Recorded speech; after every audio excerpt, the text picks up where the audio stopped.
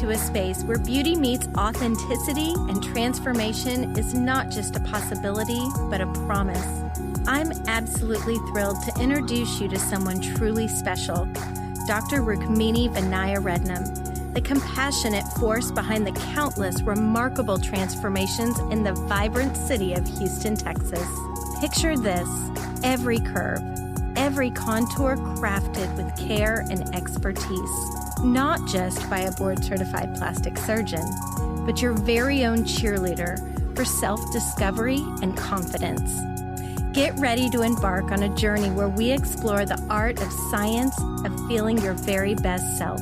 This isn't just a podcast. It's your cozy corner of empowerment and inspiration. So pull up a chair, pour yourself a cup of kindness, and let's dive into the Confidence Doc podcast with Dr. Rukmini Vinaya Rednam. Welcome to the Confidence Doc podcast. I'm Dr. Vinaya Rednam. I'm a board-certified plastic surgeon in Houston, Texas with my Houston surgeons. And we have a special guest today, Dr. Karishma Reddy. Thank you so much for joining us. My pleasure. Thank you so much for having me on. I don't even feel worthy of being on your podcast, but I appreciate the opportunity. Oh, now, everybody is worthy of being on here. This is a really fun show because we talk about literally anything. We're obviously definitely going to be talking about you as a brilliant plastic surgeon, but we could talk about anything because you never know where the conversation goes. So, Dr. Reddy, why don't you tell our listeners just a little bit about you? How did you end up as a plastic surgeon? Yeah. So I think, we kind of share some parallels. I do come from a family of doctors. My mom is a family practitioner. My sister's an OBGYN. And so from the jump, healthcare was pretty heavily involved in my life. I spent weekends as a kid, rounding with my mom, being dragged around to the hospital or clinics or whatever. And then, kind of reluctantly fell in love with it. I wanted to be anything but a doctor. I was like, I'll be a lawyer. And my parents were like, you're too dumb to be a lawyer. You just have to be a doctor. And I was like, okay, I guess I'll just be a doctor. That sounds easy. But truly, just being exposed to different aspects of the medical field, quickly realized how fulfilling patient care can be. And then, when it comes to plastic surgery, I think we're one of the amazing surgical subspecialties where psychology and patient feelings and emotions are so heavily tied into what we do, which is very different than almost all other surgical fields. Mm-hmm. I remember being a med student and there was very little emotions, feelings. It was really just meet the patient, do the surgery, and get out. But this field, I feel like we really can connect with patients on such an incredibly deep emotional level. And I think you can see such a change in people's suffering and a lot of their improvements in confidence through surgery. And that was the perfect marriage for me when I found plastic surgery. I love that. I mean, for me, that was the same as we build relationships, right? I mean, I have patients I've had for years now, and then you take care of their mom, and then you take care of their sister. And it's so different than general surgery, right? Where, after a certain amount of time, you're like, okay, well, you're doing good. Bye-bye. Yeah. There's only so much emotion you can tie to your gallbladder, but your body, you're in 24/7, and whether we like it or not, we develop such a deep and complex relationship with our bodies. It carries you through, whether it be a weight journey, pregnancies, bring your kids into this world. There's so many different emotional aspects that your body carries you through that there are a lot of feelings tied up in it. I know, and that's what makes it so fulfilling with what we do. So, one thing I've not touched on a lot is how we become plastic surgeons, the different types of training programs. What kind of training program did you do? Were you an integrated resident or did you do the traditional path? Yeah, so I went to med school at the Medical School of Georgia, and then I went through the integrated pathway at the University of North Carolina, Chapel Hill.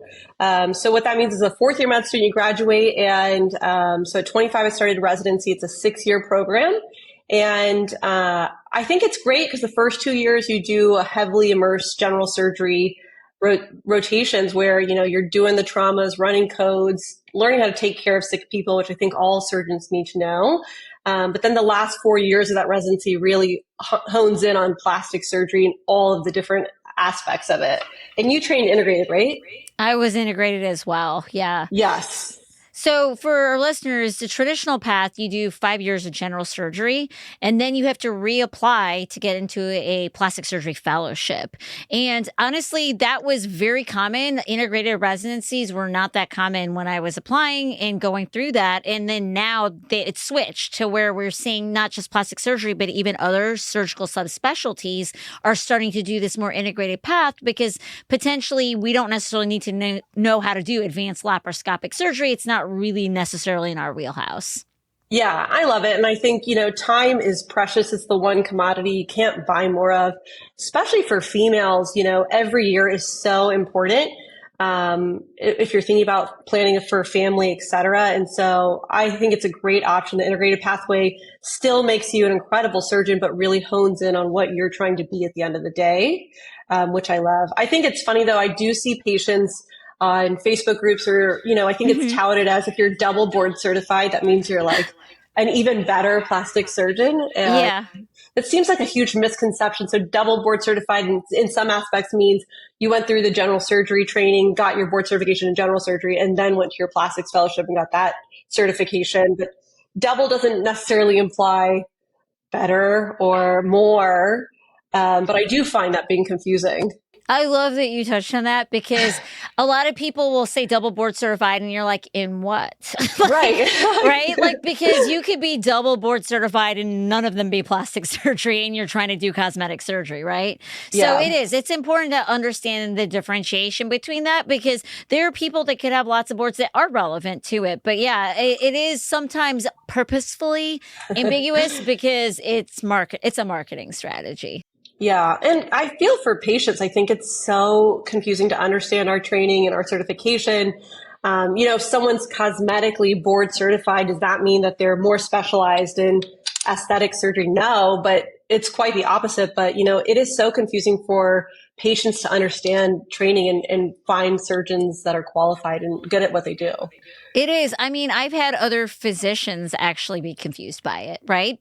And that's also like a common misconception, is that if you're a doctor, you understand everything about every specialty. I mean, we learn a little bit about everything in medical school, but once you narrow into your field, you kind of don't really know what's going on in these other fields. So you may not actually know all the details of it. And so it can get really confusing to know that, oh gosh, this isn't actually a real specialty. Someone's just kind of created it. So yes. It's a very, very good point.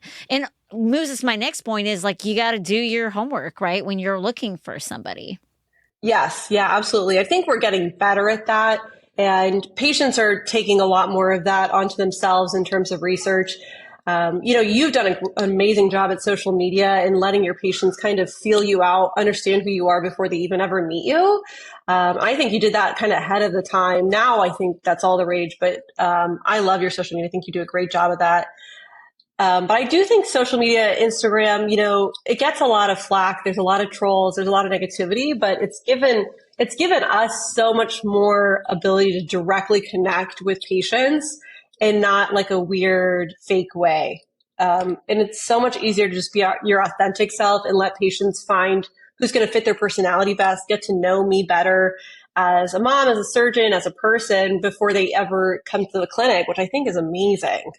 Well, and just like you said, our specialty is a lot of emotions and it's personal. So you don't really want the surgeon that's going to tell you what you need, isn't going to be kind to you, isn't going to, like, those days are over, especially in our specialty. You want somebody who you can be honest with, talk about your feelings, make decisions together.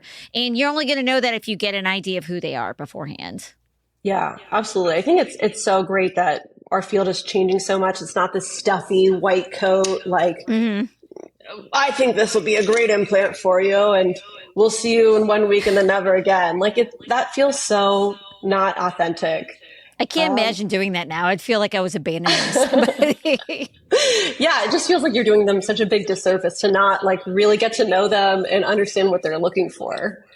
So what's your focus? Every one of us kind of, a lot of us do, like, I would say I do a lot of different things in plastic surgery, but we all kind of have areas we love and focus on. What would you say is your favorite areas? Like, surgically, I love breast and body. I've kind of always gravitated towards that. I love a huge transition from post-pregnancy and helping people regain their body, their confidence from that. So that's definitely my focus. I kind of feel like facial plastics has become such a involved world in itself, and I don't have a big interest in trying to delve into like deep plane facelift, rhinoplasty. I love to stay in my lane and just stay breast and body, and I love it. I mean, I think it's just such a gratifying field for sure. But I see your work, and I think you're doing a great job. You have so many awesome like massive weight loss cases. I think both of us do gender affirming care. And that's a pretty big part of my practice that I find really rewarding. And so it's been great. That's kind of what I focus on. I too. I think the breast and body are my first loves. I do quite a bit of facial as well. I stay away from rhinoplasty because that has become such a super specialized area. And truthfully, like I just, I understand. Like I will happily refer to people I know are amazing at it. But I think that you also have to have a real passion for anything you do. Otherwise, you just never get better at it. Yeah. And I think the other thing is like, breast and body alone that's a lot. And it's plenty. It's plenty. Yeah.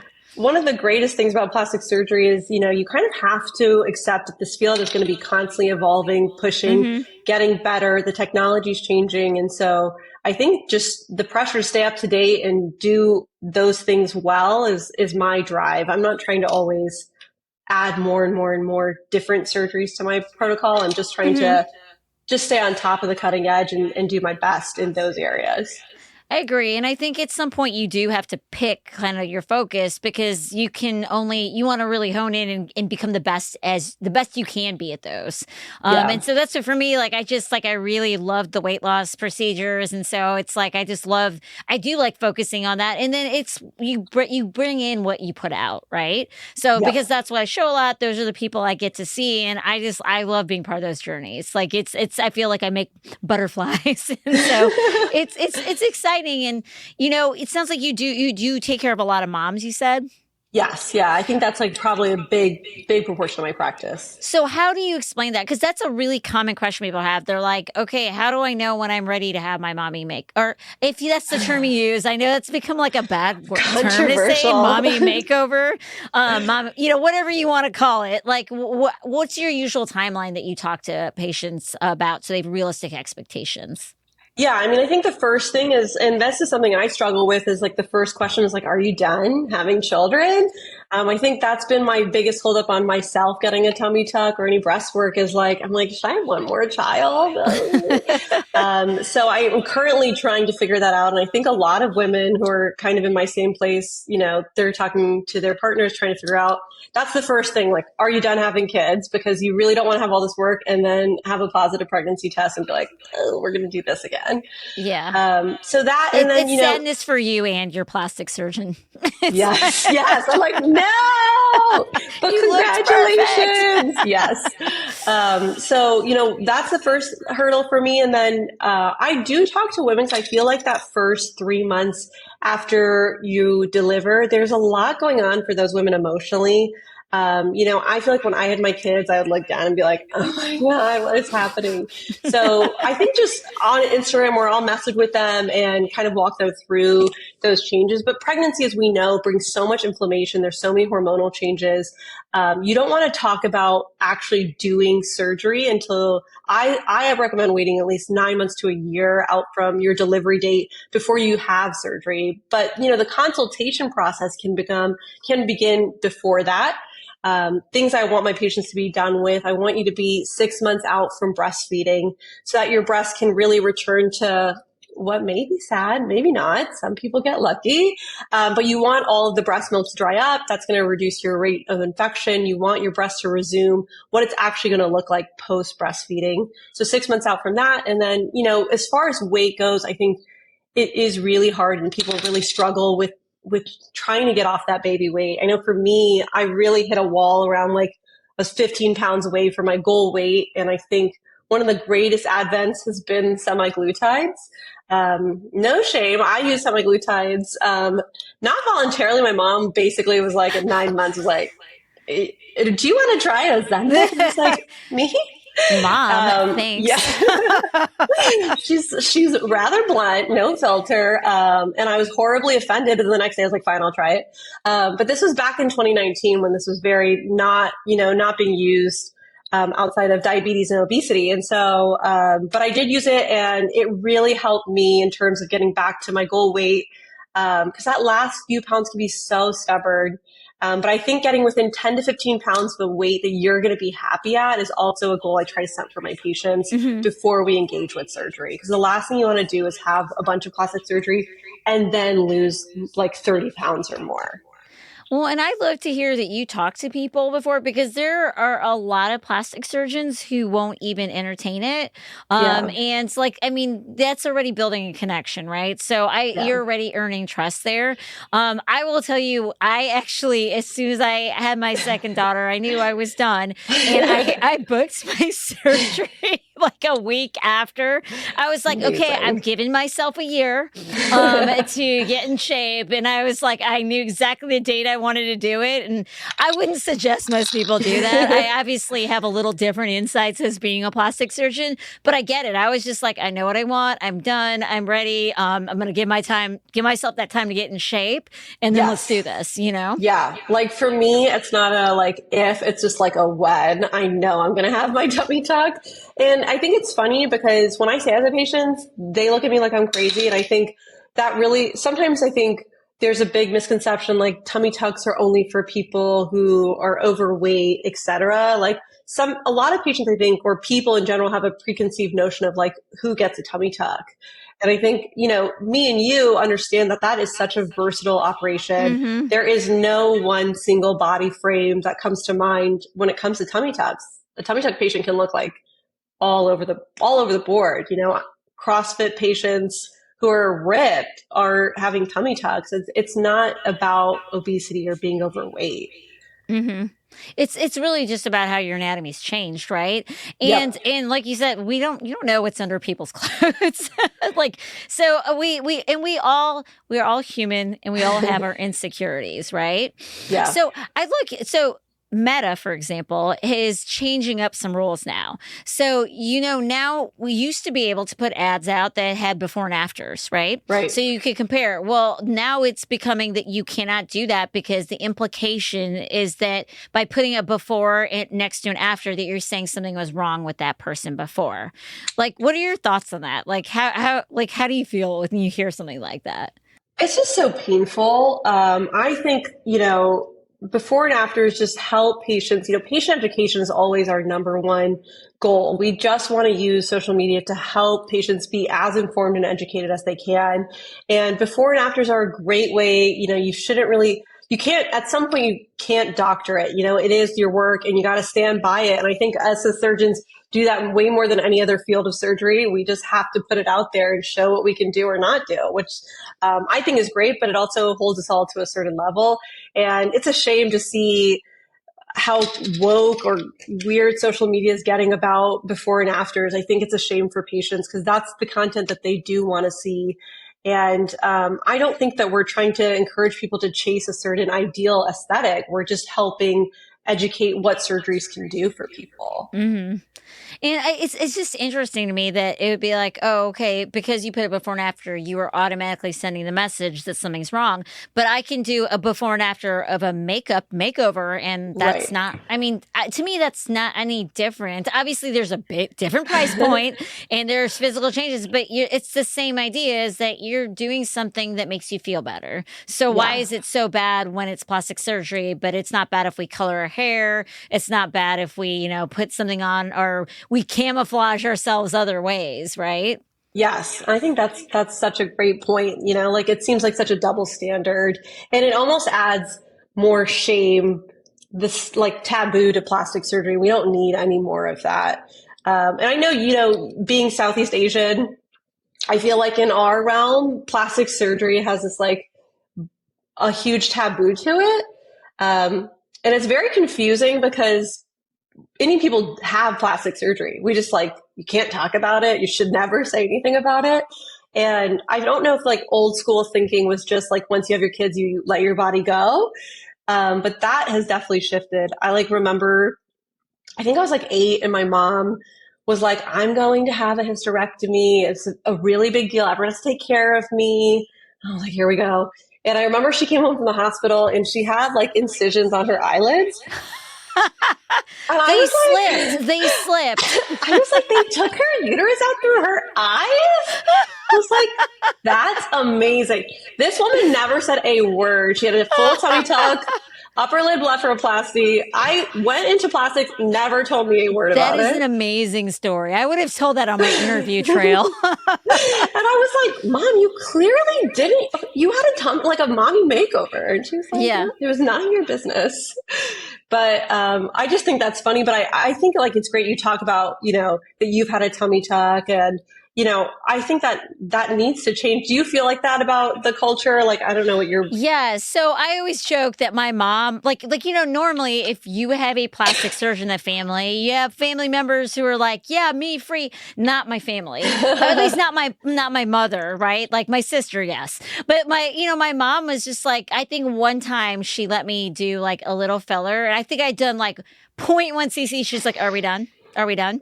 I mean, she goes, it's unnecessary. Why? My mom was actually the person who took me home after my tummy tuck because my husband was working and watching the kids. And she like told me, she's like, he comes out and he starts telling me how great you look. She's like, is she alive? And I'm like, Mom, I'm clearly alive. I mean, come on. Oh my God. But it's just in her brain, it's unnecessary. So why do it? Right.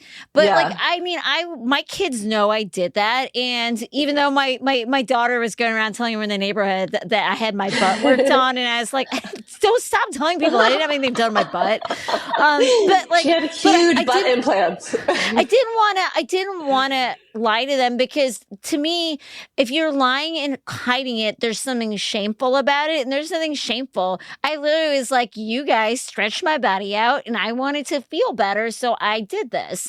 And they were like, oh, okay. Like it didn't have to be something crazy. Yeah. And I feel like I personally have had Indian patients that I've taken care of who are very secretive and have the most interesting stories. And I'm just like, why? And it's because that sense of shame. And I feel like if we're just honest with it, there's actually books out there. Like there's books for all sorts of surgeries. And there's literally a book about how to explain to your children, mommy's getting a breast augmentation. Yeah. And it's because why not be honest? I actually think if we're honest with our daughters, about what we're doing, then they're going to feel more free and open to discuss things as they should be. And then it becomes less of, I feel a way, but it's wrong. Yes. Yeah, I totally agree. And like, even though my mom didn't disclose it, secretly knowing that she had plastic surgery back then in like, the late 90s, when it wasn't culturally like the thing to do, that made me feel so much better about being like, look, after not having kids, I'm going to have a tummy tuck. I'm not going to feel selfish or weird or crazy for doing that. Like, I think that was kind of badass that my mom did it, even though she was incredibly secretive and over dramatic about it. But the I most love dramatic that. hysterectomy ever. But I like that too. And it's awesome to see the culture shift happening, where I do think Indian women are more open, and other cultures that used to be like more quiet and secretive about body change and stuff are becoming more open to it. And I think a lot of it is because people share. I think social media has been a huge part of that. But yeah, and I think that younger generations are seeing that, like, we can still be us, right? We can still value our culture, but like maybe think differently in some ways, and it not change who we are, right? Yeah, absolutely. So there are a lot of things this year, I think, that are changing in plastic surgery, right? So we're seeing a trend towards the more natural look. And I always like to say that natural doesn't necessarily mean you're not doing anything. It's just what the aesthetic people are liking. Are you seeing that in your practice as well? Yeah, absolutely. I think one of the biggest, I will self-admittedly say I have probably a smaller breast aesthetic. I was built, I don't have huge breasts, and I've always kind of drifted that way, but I've definitely noticed in terms of breast augmentation alone, you've seen there is a big shift in terms of not bigger is not necessarily better. And one of the things that you always hear in the background is when women are talking about implants and we're sizing, we're trying to find the right implant, they're like, they always have a friend who's like, I wish I'd gone bigger. I know. And Yeah. I feel like that statement alone like really needs to be expanded. And I try to talk to patients about that. And at the D part of it, I feel like it's the grass is always greener on the other side. And, you know, like with anything, like when I got lip filler for the first time, my lips blew up and I was like, oh my God, I look crazy. And then day 2, 3, I was like, no, this doesn't look so bad. But when the swelling goes, you're like, I kind of miss that. But as humans, I feel like we're always searching and wondering what if. Mm-hmm. But you really can chase your tail and get into a place you don't want to be if you let that kind of take over. So I really spend time with my patients trying to find their goals and really talk about implant sizing and not try to rush through it or make them feel like I just don't want a patient to have that regret afterwards. And I think that as we take more time to do that, I'm hoping that's that constant, oh, I wish I'd gone bigger. You should go a little bit bigger than you want to go. I think that I've really seen downtrend recently. I agree. And I think a lot of it is I think that in general, plastic surgeons spend a lot more time discussing, especially in augmentation consults. It really was in the past. You want to be bigger? Let's see what you wake up with, right? Like, I mean, I've had older patients, you know, had their implants 20 plus years ago, and they're like, I don't know, I got whatever the plastic surgeon put in me. And I'm like, that blows my mind. I can't even imagine that, you know? But so I think that is, if you spend more time, then there's less uncertainty with what your result is going to be. Yeah. Another trend I'm happy to see kind of go away is like the huge butt is finally fading. Like an athletic BBL is great. And I think finding balance in our bodies is amazing and using that. But doing anything in too crazy of an excess, I feel like is really exiting stage left. And like even Kim K, everyone's kind of calming it down, which I appreciate. Yeah. Well, and I think extremes of anything, like you said, it's just, you know, I mean, yes, our job is modifying bodies and faces, but even then we still have like an endpoint, I guess, you know, with things. So, you know, what I think the other thing that I find interesting with, you know, we're going to more natural is that we're seeing also an increasing number of female plastic surgeons. Mm-hmm. Yeah. And it's funny because it just makes sense when you like think about how much of our patient population is female, and a lot of the changes are so female related. Like there's so many of my patients who are going through the unfortunate changes of menopause where you're really collecting just a lot of bulk in your trunk from estrogen fluctuations. And that can be so frustrating, and already a time where people are having a lot of self-confidence issues. It's just the cherry on top. But it just makes sense to me. And I know that not everyone's going to love hearing that, but I feel like we are absolutely supposed to be the dominant force in plastic surgery. That's okay. We can always say things that wrong. And I mean, it's not to say, I mean, I have male partners who are wonderful plastic surgeons, but I do think that there's just certain things that sometimes we understand because we're women. And, you know, and sometimes we see a different perspective. Right. And the more that you can connect with your patients, then the more you can help them achieve what they want and not necessarily what you want. Yeah. Like one of the things I noticed, I used to work for like a male plastic surgeon, and our post-ops are fascinatingly, were so different of the things like I would talk about with my patients. And it was funny because I would watch his patients and they'd be like, everything's great. I'm fine. And then when he would leave the room, they'd kind of start just spilling out their emotions to like the MA or someone else. But my patients feel okay just sharing that with me, which I appreciate. And one of the things I don't think we talk about enough is that first, I'd say week or two after plastic surgery procedures, especially big body work, there's like a cloud of general anesthesia, pain meds, you're recovering, but there is a tick up of anxiety, depression in our patients. And I talk about that with them beforehand, and I think that helps them set up the right way. But women, especially in that recovery phase, you're being pulled out of your normal routines. You're not helping your kids and your family, and you're having to ask for help for little things that we are so bad at doing. Like, I hate asking people for help. I'm like, can you give me the remote control? Okay, can you put my binder back on for me? Can you refill my water glass? Like, that's never a comfortable spot for so many women who are used to just doing it all. And that, I think, really contributes to that tick up of depression, guilt, anxiety that people experience. And instead of going through that alone and just crying by yourself, I think it's so helpful to be able to share that with your surgeon, have a heads up about it, and know that the sun will shine again and that's going to all pass for you. Yeah, and I do the same. Like, we all know that that's coming. And so if you're prepared for it, then it's almost like right before you get your period and you're like, the world is going to end. Why do I feel so sad? And then you're like, oh, I got my period. And it's the same kind of thing. It's like, oh, okay. Like, if you kind of know it's coming, then it's a little bit easier.